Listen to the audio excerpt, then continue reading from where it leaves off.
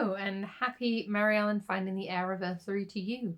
Don't know what Mary Ellen Finding the Air is? It's my second book, and it came out 2 years ago today.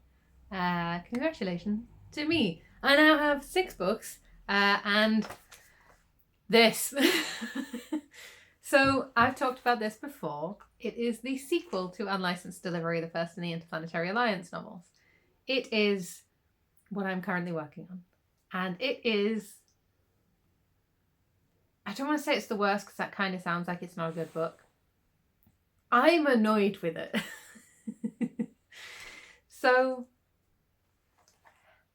I know that there are plenty of people out there who wish to believe that writing is as simple as, or like books coming into existence is as simple as you have the idea and then you sit at your desk for like 2 months. That's my typing noise, and I absolutely have just realised that my mum makes that exact same noise for typing. But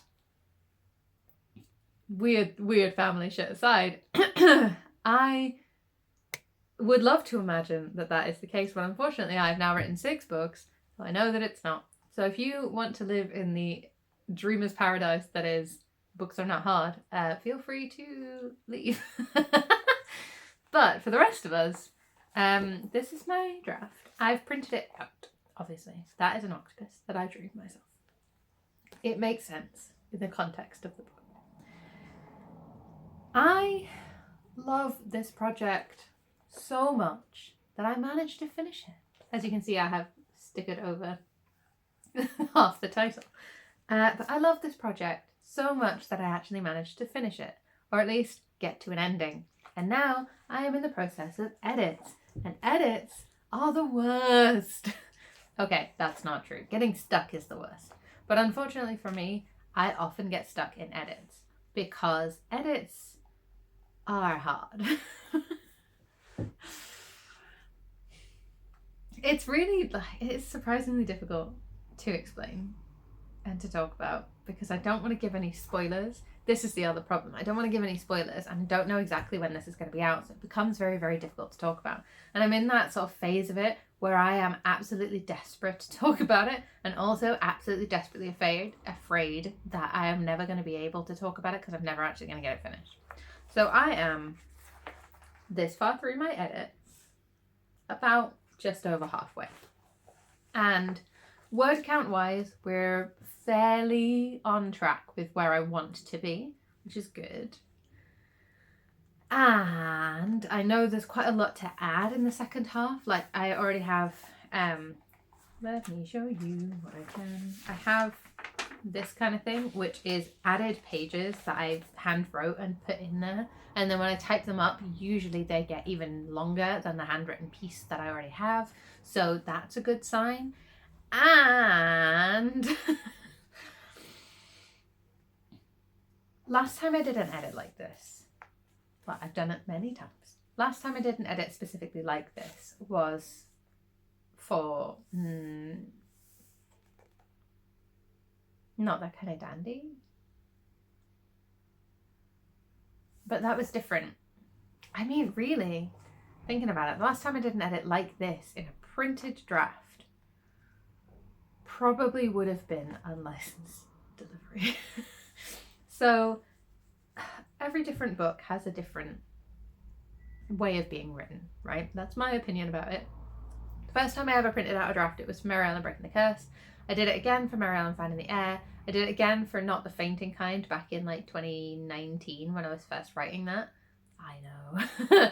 I didn't really do it. I did it for Welcome to Humanity again back in 2018-19 when I was first writing it.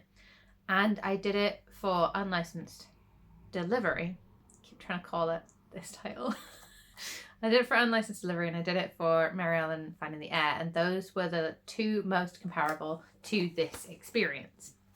So what makes this experience different from other experiences, or what makes it most similar to those experiences, I suppose, is that it's in a very quick turnaround stage. In some ways. I brought out Unlicensed Delivery in 2023 and it's now 2025 and I might be bringing it out. And it's not that every sequel is going to take me 2 years to get out, which which I admit it does look like that.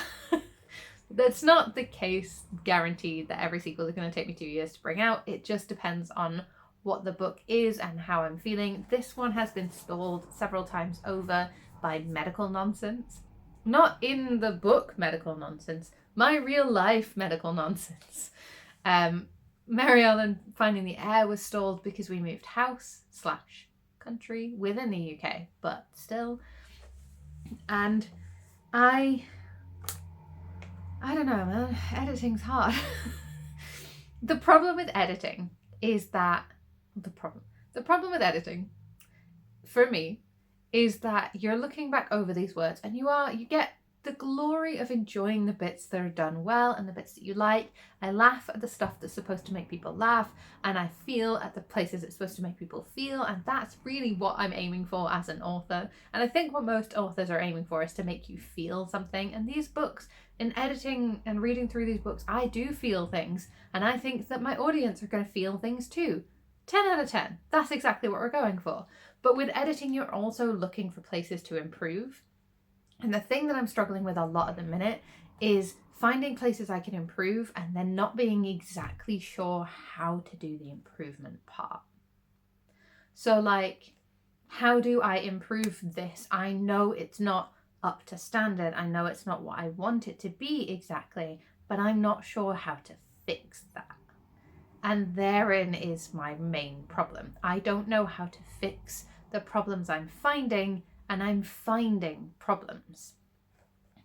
With this one also, there is this added bonus that there is a moment in it, and I've talked about this before, where my characters are separated from each other. They separate into 2 groups. I split the party, and I'm constantly having this thought process of, did I split the party right? And to be fair, what I did originally, back when I made that first video about this, I rewrote that section with different party members missing to see what worked best. And I'm back at the original version, which means it was probably the right choice, right? So that's good.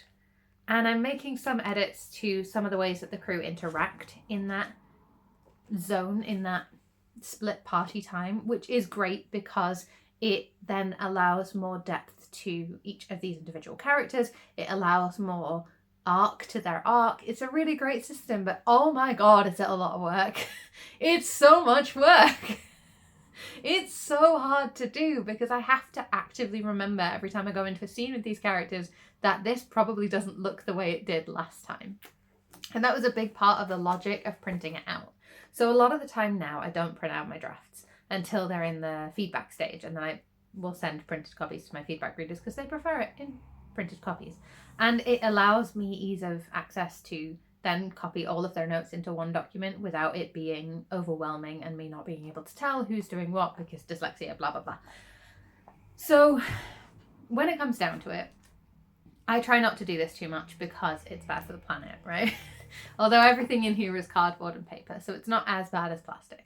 But I try not to do it as much as possible, and I try to only do it like at the really necessary moments. Most of the time I just have the 2 drafts of it up on my computer screen side by side. That computer screen that you can see just over there. But I'll have the 2 drafts side by side on my computer screen, and I'll just be like looking at one and typing to the other because I can touch type because I was taught. And I haven't done that this time because I don't want to fall into the habit, which is something that I do when I'm feeling tired or lazy, where I'll just copy and paste across from one draft to the next because I think this is pretty much good. Let's just copy it across, right? And I've purposefully disallowed myself to do that because I want to make these big changes. Therefore, printing it out has made it easier because I can open a whole new document and I cannot copy and paste across because you can't copy from a printed document. And also, I haven't done this in a while, so I am feeling the strain of having to type up the whole document all over again, because this is like 40,000 words. We haven't got any description. This is like 40,000 words and it's missing a bunch, right? And then I'm there like, it's near, I finished it. But what I mean is I reached an ending and now I can go back and fill in all of the blanks. But like, this is like 40,000 words. And then I'm also adding more words. And it's like typing up. Well, it's not like typing up. It is typing up what is hopefully going to turn into between 60 and 70,000 words in one session. Not one session, over the course of several sessions all smidged together. And it's quite hard going because you're reading a lot of words, you're judging a lot of words, you're feeling bad about the words that you've judged, you're actively typing up a lot of words. And on top of all of that, there's this element of boredom that comes in with editing, and it's really hard to explain because it's not boring. The book isn't boring. What happens in it isn't boring. It's a very entertaining book, if I do say so myself, and having had no feedback on it yet. It's a very entertaining book. I think it's going to be very gripping. I think it's going to be very enjoyable, but I've read it like 20 times already. I had to go through and get all of the drafts together that preceded the printed draft.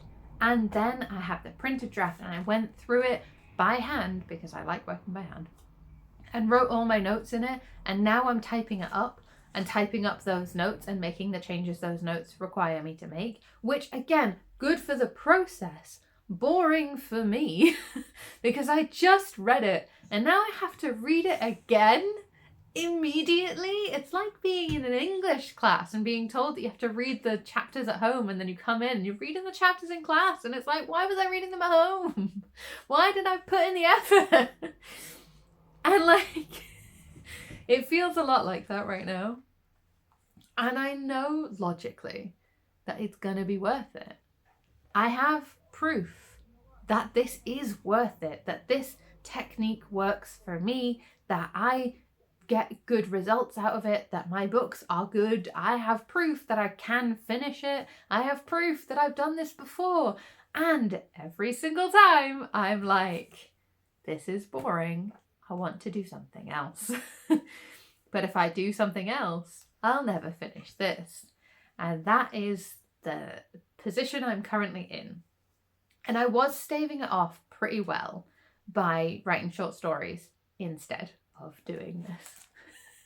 No, as well as doing this. I'd write a short story, I'd get a lot of like brand new words out and get a lot of that like desperate for a new project, creativity somewhere.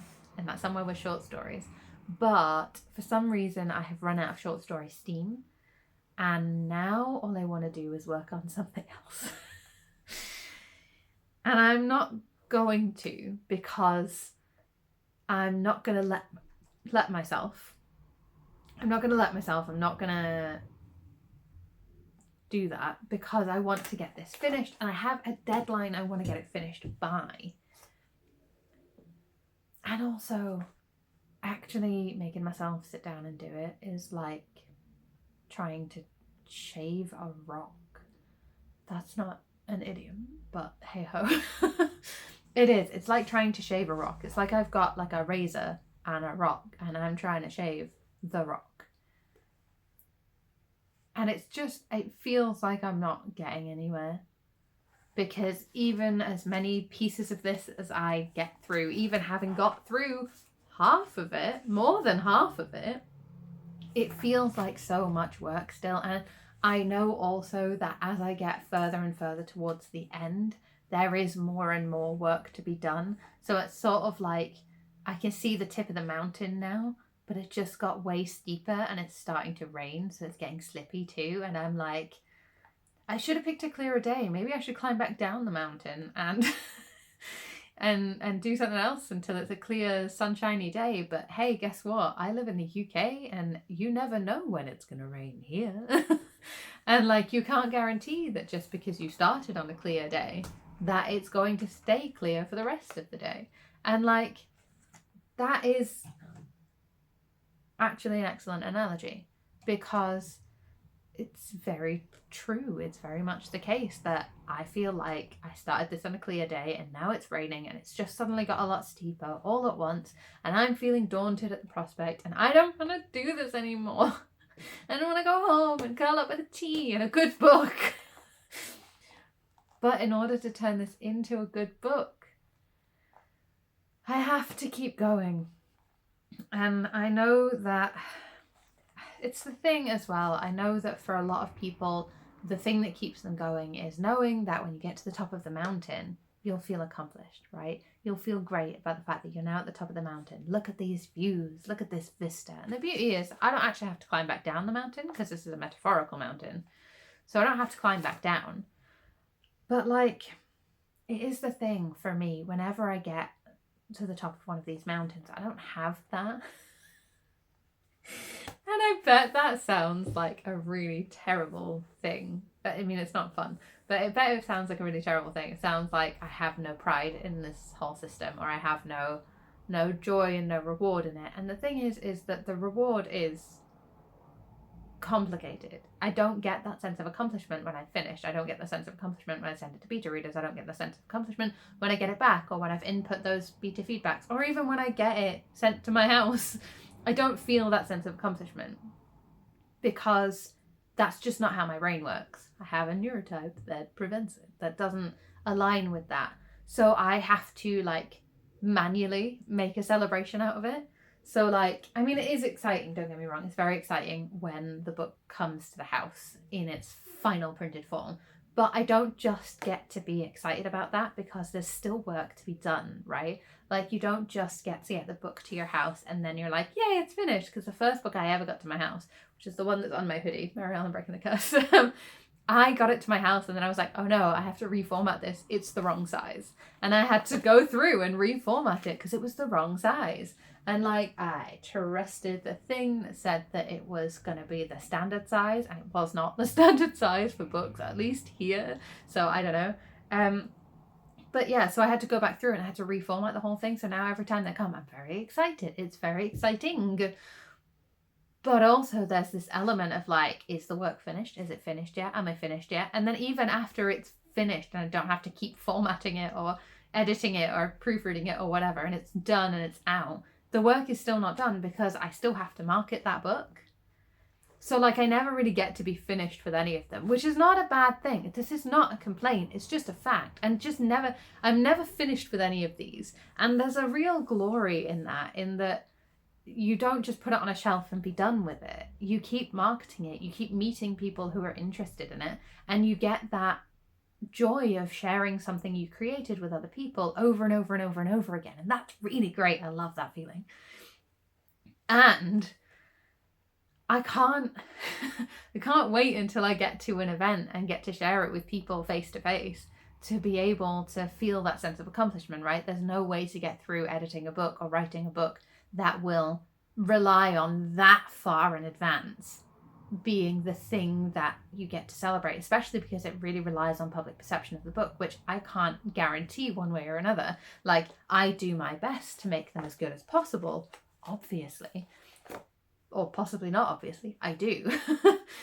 But I can't guarantee that other people are going to like it, right? I mean, that is part of what feedback reading is for. And it's really difficult getting through the hard parts of it because even if I look and I see, look, there's the top of the mountain, metaphorical mountain.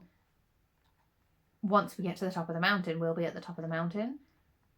But that tone of voice is how it feels, right? Once we get to the top of the mountain, we'll be at the top of the mountain. We will have achieved our goals. We will be at the top of the mountain. And then we will look around and then we will climb back down. And maybe take some photos also. But like, I know for a lot of people, you get to the top of the mountain and there's the fireworks feeling. You get to the top of the mountain and it's like, woohoo, we did it. Yeah. Oh my gosh, we are at the top of the mountain. And that really does carry a lot of people through these difficult moments. And I wonder if it does make it easier. I don't know because I've never had that. So I don't know if that works or not.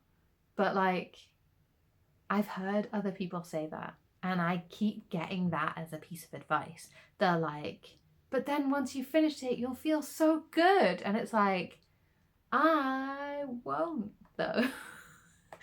I won't feel bad about finishing it.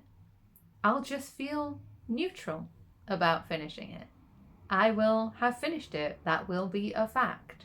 It will be pleasant, but not fireworks. And I will start the next thing, because a big part of why I do this is the enjoyment of the process, right? I've built enjoyment into almost every stage of the process. And most of the time, the shiny, glittery bits that get to look nice and the things that make me feel are enough to carry me through the edit. But from time to time, it's a slog, right? Most of the time, I will climb these mountains on clear days, and even when it gets steep, at least it's, and it's nice weather and it's not slippery, and I packed plenty of food and water. And then sometimes it will feel like I dropped my pack halfway up, I can't find any snacks, I'm thirsty, and the only water is icky mud water from the creek over there that you think there might be some sheep shit in. And and also now it's starting to rain, so at least you'll have water everywhere but inside your mouth. Like, it's not always that bad. Sometimes it's just a bit gloomy, sometimes it's just a bit steep. But right now it feels very steep, very gloomy, and very hungry. So I don't have any advice. I'm just sharing. And I am now falling, not behind, but I've caught up with all of my written in advance short stories, and I'm trying to submit this thing to an anthology thing that I wanted to be part of. And that means I've got this other thing on the cards as well that I'm trying to get done. And like, it's just, I don't know, I guess it's just a lot. It's a lot. And that's okay. And also it's really hard. So editing's hard, guys. But we are this close. This is all we have left to edit. And then hopefully it will be ready for feedback, and then hopefully edits, proper edits, final edits, and formatting and cover design and all of those final bits. And then hopefully it will be ready to publish in autumn. But no promises, because I may have to go foraging for food on this mountain. And I may have to set up some kind of temporary camp until the weather clears. And I may have to drink that water from the creek, the suspicious creek. But maybe I won't. Maybe it'll be fine. Maybe the sun will come back out in 3 minutes and I'll find my pack with all my snacks in it. And everything will be fine. I hope so.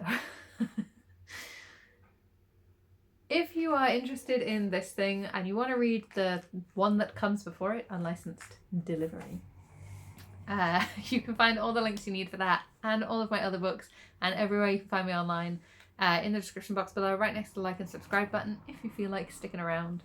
As always, this channel is not monetized. I don't make any money from YouTube, so if you want to support me, my books are the best way to do it. If you have money to buy them, great. If you have money to support me via my Ko-fi account, great. And if not, sharing this video or telling your friends or asking your local library if they can get copies of my books in would be really, really helpful too. I also share weekly short stories completely free over on opoodles.wordpress.com if you don't have any money and you want to read some stories. And I will see you in 2 weeks' time for hopefully a more officially planned video and something that is a little bit less me having a crisis about doing unlicensed things in space. Bye.